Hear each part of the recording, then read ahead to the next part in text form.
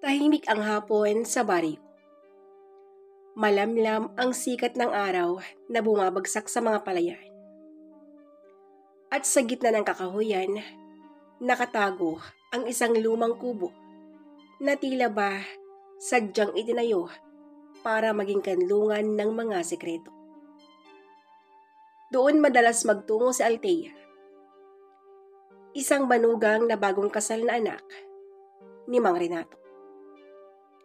Maganda, masino, ngunit ramdam sa kanyang mga mata ang lungkot at pagkukulang.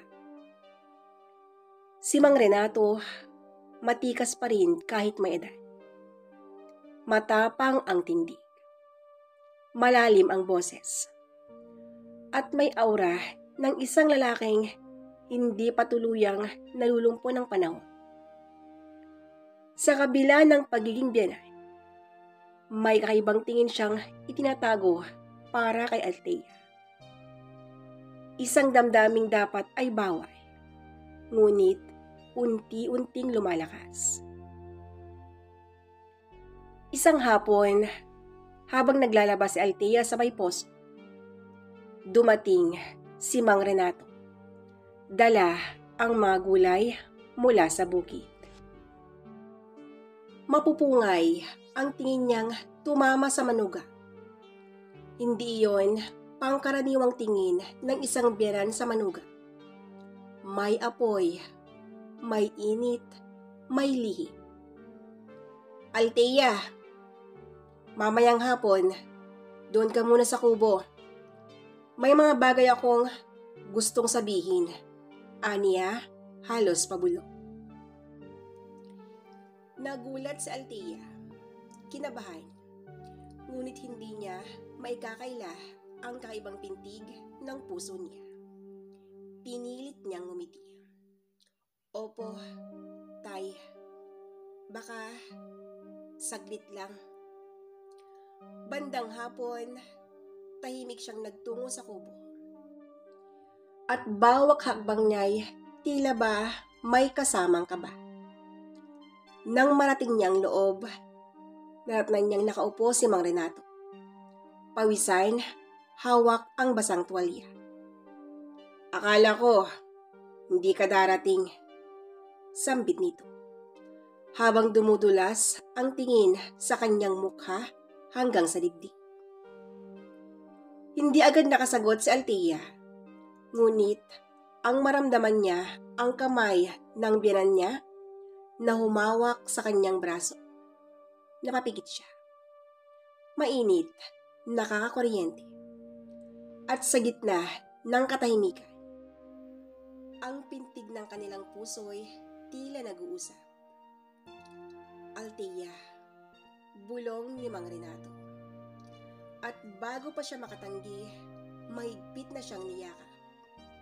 Hindi yun basta yakap lang, kundi yakap ng dalawang pusong nauuhaw sa bawal na init. Sa yakap na iyon, dama ni Althea ang tibok ng dibdib ng biyenan. At tila ba unti-unti siyang nadadara. Ang kaba ay napapalitan ng kakaibang tri. Ang takot na baka mahuli. At ang matinding damdamin na matagal na niyang tinatago. Ngunit sa gitna ng kanilang pagkakadikit, biglang may kumuluskos sa labas ng kubo. Althea, tay! Sigaw ng isang pamilyar na tinig. Nagkatinginan silang dalawa. Parehong hingay. Parehong kinakabahan. At doon nagsimula ang isang lihim na hindi na mababawi pa. Halos pamilipit sa kaba si Althea nang marinig ang sigaw mula sa labas ng kubo. Mabilis niyang itinulak si Mang Renato palayo. Ngunit nanatili pa rin ang init ng bisig nito sa kanyang balat. Huwag kang maingay, bulong ni Mang Renato, habang tinuturo ang gilid ng kubo kung saan may maliit na lagusan palabas. Tumikhim sa Althea, sabay sumagot ng mahinang. Nandito po ako, kuya. Naghahanap lang ng kahoy para sa kalan. Sandali silang natahimik. Hanggang sa marinig nilang lumalayo na ang mga yaba. Nang makasiguro, napabuntong hininga si Althea. Hindi na dapat maulit to. Nanginginig ang tinig ni Althea. Nakatalikod kay Mang Renato. Ngunit agad siyang nilapitan ng Blenay. Marahang hinawakan sa kamay. Althea, ilang buwan na kitang tinitingnan. Alam kong bawal. Alam kong mali. Pero tuwing nandyan ka, para akong binabalik sa pagkabinata. Hindi ko na kaya to. Napatigil si Althea. Pilit niyang nilalabanan ang sariling damdamin. Ngunit, nang salubungin niya ang mga mata ni Mang Renato, nakita niya ang katotohanan. Hindi lang ito init ng lamay. May halong pananabik, pagmamahal, at isang damdaming matagal nang nagkukubli. Mabagal, maingat. Lumapit si Mang Renato. Kung mali man ito, bakit parang tama sa pakiramdam? Bulong niya. At bago pa makatanggi si Althea, naglapat ang kanilang mga labi. Isang halik na puno ng kaba. Ngunit mas matindi pa sa anumang naranasan niya sa kanyang asawa. Nang matapos, agad siyang umatras. Hindi ko alam kung kaya ko to, pero hindi ko rin kayang itigil, bulong ni Althea. Hawak ang sariling dibdib na mabilis ang pintig. Habang pinipilit nilang ayusin ang sarili, biglang may dumating na kabog ng kabayo. Sumilip si Mang Renato sa siwang ng kubo. Ang anak ko, mahinang usal niya. Nanlaki ang mata. Parating na pala ang asawa ni Althea. Dala ang mga ani galing bayan. Nagkatinginan silang muli ni Althea. Parehong nanataranta. Parehong nalulunod sa takot at pagnanasa. At doon nagsimula ang kanilang pinakapanganib na laro. Ang pagtatago ng isang bawal na pag-ibig. Napatigil sina Althea at Mang Renato. Halos sabay silang umatras mula sa isa't isa. Nanginginig habang nakatutok ang liwanag ng lampara papasok sa siwang ng kubo. Althea, Tay, tawag ni Marco. Ngayon ay mas malapit. May halong pagtataka sa boses. Bakit may ilaw dito? Anong ginagawa niyo? Nagtama ang mga mata nina Althea at Mang Renato. Puno ng takot, kaba, at hindi masabi-sabing damdamin. Si Mang Renato ang unang nagsalita. Marco, anak, nagising kasi ako. Narinig kong may kumaluskos dito sa kubo. Nag-aalala ako baka may magnanakaw. Sinamahan ko na rin si Althea para siguraduhin lang. Mabilis ang tibok ng puso ni Althea. Hindi siya makapagsalita. Takot na baka mahalata ni Marco ang panginginig ng kanyang tinig. Gabi na, dagdag ni Renato. Pinilit gawing matatag ang boses, hindi ako makapalagay. Pumasok si Marco sa kubo. Iniangat ang lampara at tumingin sa kanilang dalawa. Si Althea nakatungo. Parang hindi makatingin ng diretso. Si Mang Renato pawisan. Hawak pa ang laylayan ng kanyang sando. Dito pa talaga, Tay? Nagtatakang tanong ni Marco. Kung may magnanakaw man, malamang sa palayan o sa kamalig pupunta, hindi dito. Sandaling katahimikan. Tanging huni ng kuliglig ang maririnig, para bang humihinto ang oras. Ah! Biglang singit ni Althea. Halos mabasag ang boses. Ako kasi hindi makatulog. May narinig akong parang pusa o tao. Kinabahan ako. Kaya pinatawag ko si Itay. Napatingin si Marco sa asawa. Saglit siyang natahimik, bago bahagyang ngumiti. Kung ganon, mabuti at sinamahan ka ni Tatay. Pero sa susunod, gisingin mo na lang ako, Althea. Ako ang asawa mo. Ako ang dapat kasama mo sa ganitong oras. Nanikip ang dibdib ni Althea. Hindi niya alam kung awa o konsensya ang nararamdaman. Tumango na lang siya, pilit na ngumiti. Habang palabas na sila ng kubo, hindi napigilan ni Althea ang muling paglingon. Doon, sa dilim, nagtagpo ang mga mata nila ni Mang Renato. Isang tingin na nagsasabing hindi pa tapos. Kahit gaano ka bawal, hindi ko kayang bitawan ka. At sa mismong gabing iyon, habang naglalakad silang tatlo pabalik ng bahay, nagsimula ang mas mapanganib na laro.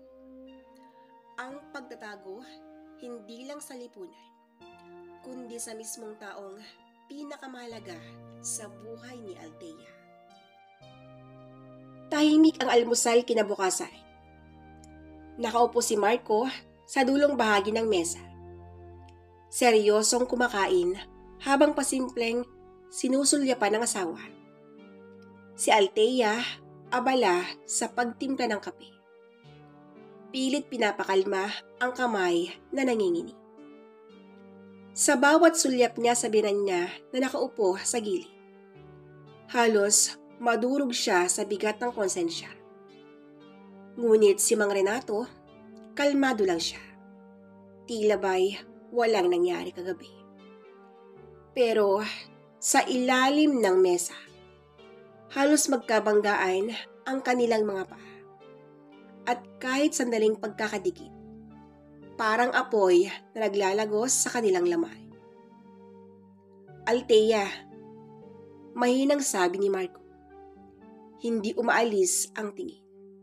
Bakit parang may tinatago ka? Napatigil siya. Natapon ang kaunting kape sa mesa. Ha? Anong ibig mong sabihin? Tanong niya. Wala naman, tugon ng asawa. Pero halata sa tono ang pagsusuri. Pero kagabi, ang galing mong pumuslit palabas. Hindi ko namamalayan . Ngayon lang kita nakitang ganun. Mabilis ang tibok ng puso ni Althea. Umiling siya, pilit na ngumiti. Siguro dahil kinakabahan ako. Ayokong magising ka pa, kaya hindi na kita ginising. Ngumiti si Marco. Ngunit sa likod ng ngiti ay may bahid ng pagtataka. Pagkatapos ng almusal, habang naglalabas si Althea, bigla niyang naramdaman ang kamay na marahang dumampi sa kanyang likod. Si Mang Renato. Muntik na tayo kagabi, bulong nito. Halos idikit ang labi sa kanyang tenga. Hindi dapat maulit yun, pabulong na sagot ni Althea. Ngunit mahina ang kanyang tinig.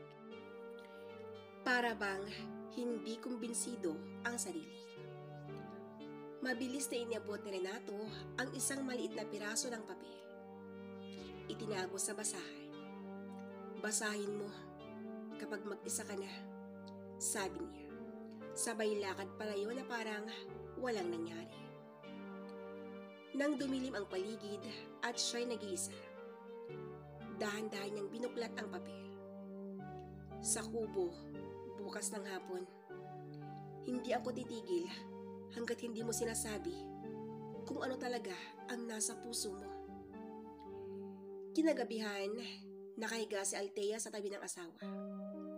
Mahimbing natulog si Marco, ngunit siya, gising na gising pa rin. Titigan niyang kisame at paulit-ulit na naglalaro sa isip ang tanong. Ano nga ba talaga ang nasa puso ko? Ang pagmamahal sa asawa ko? O ang apoy na hindi ko kayang pigilan sa piling ng kanyang ama? Sa labas, umihip ang malamig na hangin. At sa dilim, nagpasya siyang muli. Hindi pa tapos, hindi niya kayang tapusin. Kinabukasan, pagsapit ng hapon, unti-unting lumulubog ang araw. Nagkukulay kahel ang kalangitan. Tahimik ang paligid. Tanging lagaslas ng mga dahon at huni ng mga ibon ang maririnig. Sa gitna ng kakahuyan, muling nandoon sa Althea sa kubo. Hawak ang dibdib na tila sasabog sa kaba. Bawat hakbag niya, alam niyang mali. Pero sa bawat segundo, mas naramdaman niyang hindi niya kayang umiwas.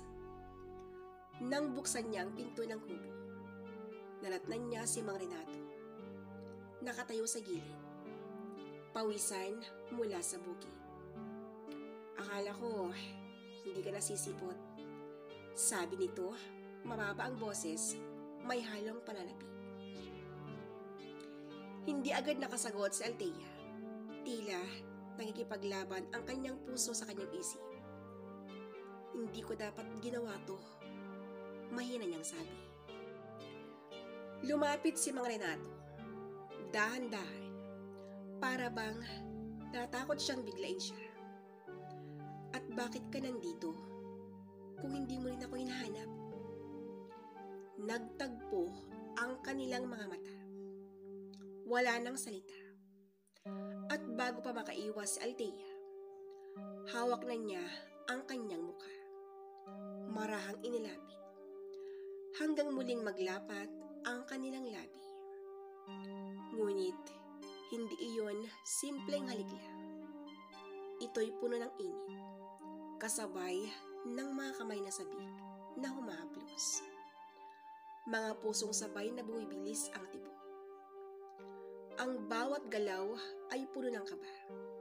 Kaba na baka may makakita. At kaba na baka hindi na sila makabalik sa dati kapag nagpatuloy pa.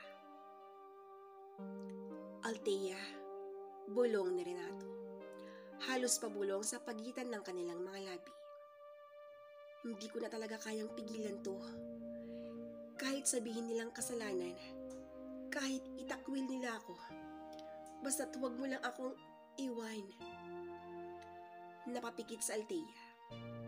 Namutawi ang luha sa gilid ng kanyang mata. Bakit ikaw pa? Bakit ikaw? Itay. Ngunit imbes na lumayo, mas lalo siyang napayakap.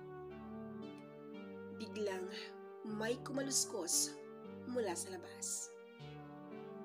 Mabigat, mabilis ang yabag. Tila ba papalapit na. Nagkatinginan silang dalawa. Parehong hingal, parehong takot. Hinigpitan ni Renato ang hawak kay Althea. Sabay bulong. Huwag kang kikilos, huwag kang lilingon. Sa siwang ng dingding, nakita nilang may lalaking papalapit. May dalang kariton. May kasamang aso. Si Marco. Nanginginig si Althea habang niyakap pa rin ni Mang Renato. Ang pintig ng puso niya ay halos mabasag sa lakas. Sa bawat hakbang ng asawa niyang papalapit, para bang unti-unting buibigat ang hangin sa loob ng kubo. Si Marco, bulong niya, halos wala ng boses. Tumango si Renato. Mabilis ang paghinga. Tahimik ka lang, ako ang bahala. Sa labas ng kubo, maririnig ang boses ni Marco. Nagkikipag-usap sa kanyang aso. Dito ka muna, Bantay. May kukunin lang ako. Umugong ang kariton na huminto sa tabi ng kubo. Narinig nila ang pagbagsak ng mga sako ng palay. At maya-mayay ang kaluskos ng mga yapak papasok. Nanlaki ang mga mata ni Althea. Mahigpit siyang hinawakan ni Renato at mabilis na itinulak papunta sa likod na bahagi ng kubo. Sa may kurtinang sako na nagsisilbing taguan ng magamit. Doon ka muna, utos nito, mariin, ngunit maingat. Anong gagawin mo? Pabulong niyang tanong. Huwag ka nang magtanong, ako ang haharap. Bumukas ang pinto ng kubo. Tay! Sigaw ni Marco. May halong pagtataka. Si Renato agad na kinuha ang isang sako ng palay at kunwaring abala sa pagbubuhay. Oh, Marco, nandito ka pala. Malakas ang boses niya. Pilit pinapakalma ang tono. Dinala ko na muna dito ang mga ani para hindi mabasa kung sakaling umulan. Pumasok si Marco, may hawak na lampara. Sinipat ang paligid. Ang dilim dito, Tay. Ang hirap mag-ayos ng gamit kong gabi. Si Althea nakatago sa likod ng kurtinang sako. Halos hindi makahinga. Ramdam niya ang pawis na dumadaloy sa kanyang sentido. Ang bawat kaluskos ng sapatos ng asawa ay parang hampas sa kanyang dibdib. Dumiretso si Marco sa loob. Inilapit ang lampara sa paligid. Sinisilip ang mga nakasabit na gamit. Tay, parang may narinig akong kaluskos kanina. Bago ako pumasok, may pusa ba rito? Itinaas niya ang lampara. Halos tumama sa kortinang pinagkukublihan ni Althea. Nanlaki ang mga mata niya. At napakagat sa labi para hindi mapaungol sa kaba. Isang hakbang na lang at mahuhuli siya. Ngunit mabilis na kumilos si Renato. Ako yun, Marco. Baka kanina. Napasagi ko ang mga gamit. Kinuha niya ang atensyon ng anak. Sabay abot ng isang sako. Tulungan mo ako rito. Mabigat eh. Saglit na natigilan si Marco. Bago ibinaba ang lampara at tinulungan ang kanyang ama. Habang abala sa pagbubuhat ang mag-ama, mabilis na nakasulyap si Althea mula sa kanyang taguan. Hindi pa siya ligtas. Isang maling galaw, isang maling ingay, at katapusan ng lahat. Sa labas, umungol ang aso ni Marco. Tila may naamoy. Bantay! Shh! Ang ingay mo! Tawag ni Marco. Anong nakita mo dyan?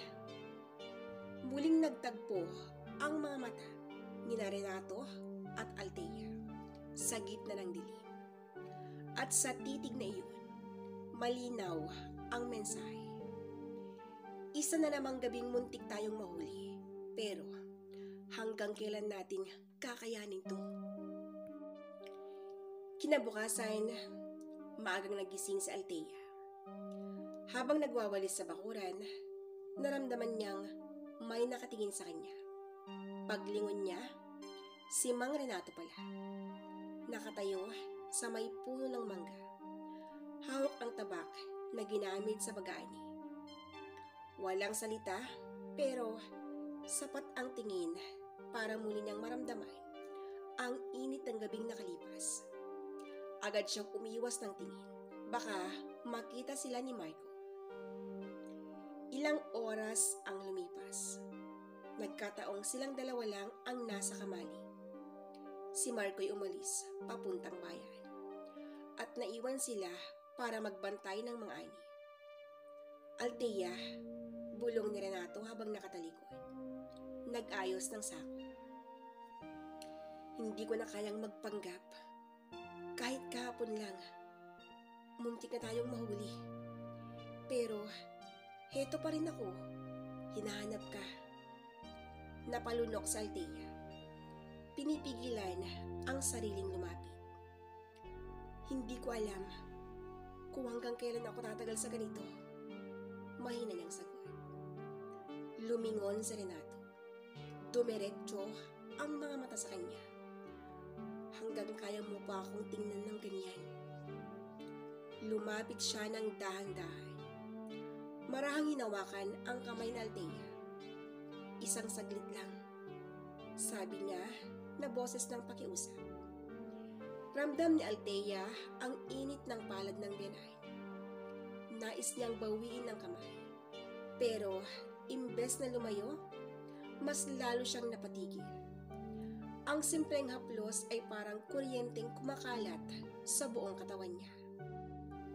Kung mahalaga talaga sa iyo si Marco, bulong niya. Nanginginig. Dapat, tapusin na natin to. Ngunit, imbes na bumitaw, hinigpitan pa ni Renato ang hawak. Kung kaya mo, gawin mo. Pero, huwag mong sabihin wala kang nararamdaman. Dahil sa bawat sulyap mo, ramdam kong pareho lang tayo. Biglang may kumalabog mula sa pintuan. Si Marco.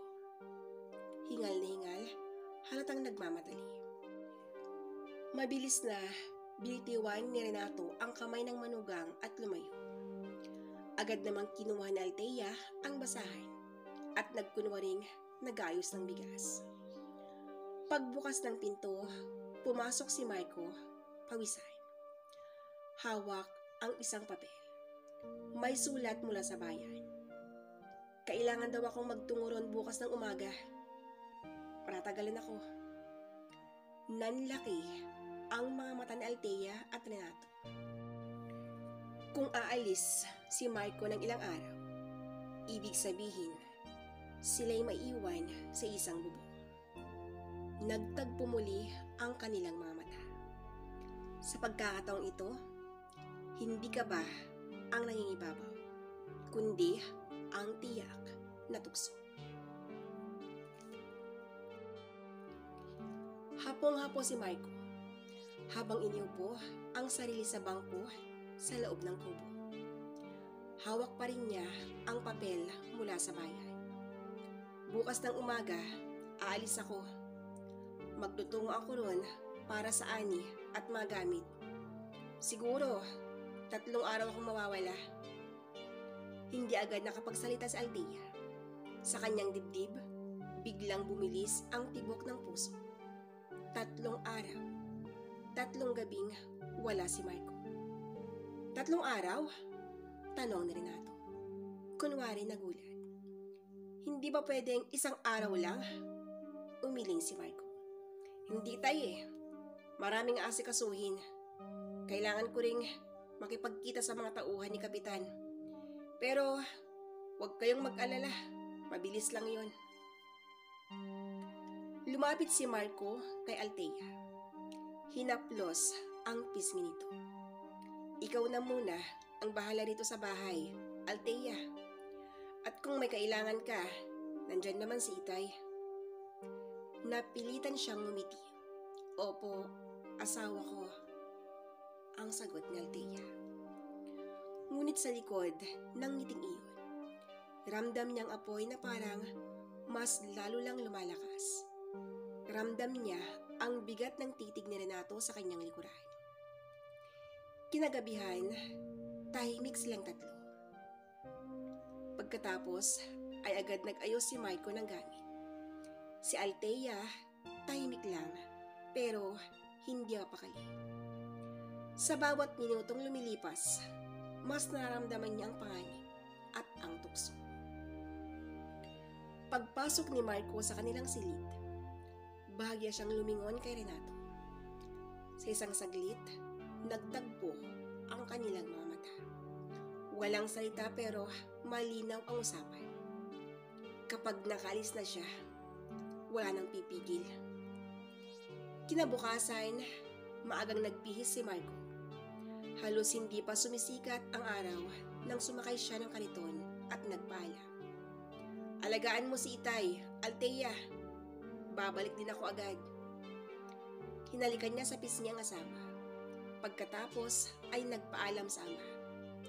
At sa bawat paglayo ng kariton, unti-unting nawawala ang yabag ng kabayo.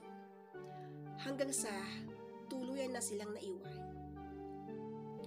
Si Althea at si Renato magkasama sa isang bubong. Pagbalik nila sa loob ng bahay, tahimik lang silang nagkatitigan. Si Renato ang unang nagsalita. Wala na siya. Lumapit siya, mabagal, parang isang leon na matagal nang nagpipigil. At bago pa makapagsalita si Althea, mahigpit na niyang hinawakan ang babae sa kamay. Ngayon, wala nang hadlang. 3 araw, 3 gabing magkasama sina Althea at Renato sa isang bubong. Sa bawat sandali, lalo silang naradarang sa bawal na init. Sa loob ng bahay, sa likod ng kubo, hanggang sa silid na dapat ay para lamang kay Althea at Marco. Nagtatago sila sa dilim. Nilalamon ng damdaming hindi na nila mapigilan pa. Ngunit sa lahat ng iyon, ang puso ni Althea ay hindi lubusang mapalagay.